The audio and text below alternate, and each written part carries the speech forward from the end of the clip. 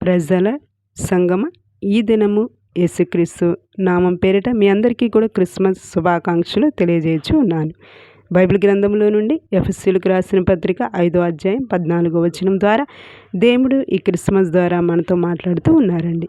అందుచేత నిద్రించుచున్న నీవు మేల్కొని మృతులలో నుండి లెమ్ము, క్రీస్తు నీ మీద ప్రకాశించునని ఆయన చెప్పుచున్నాడు.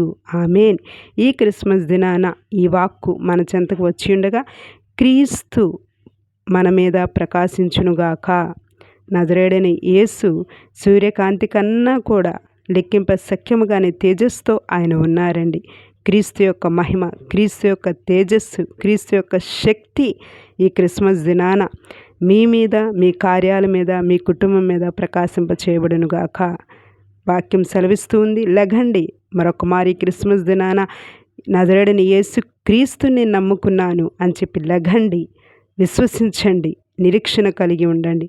మన బ్రతుకుల యందు క్రీస్తు శక్తి ప్రకాశించి మనం ఇతరులకి జీవాన్నిచ్చేవారంగా ఉంటాము. ఈ క్రిస్మస్ దినాన ప్రకటన చేయుచుండగా క్రీస్తు శక్తి మీ ఏవైతే మృతముగా ఉన్నాయో వాటన్నిటిలో జీవాన్ని నింపునుగాక. ఆమేన్.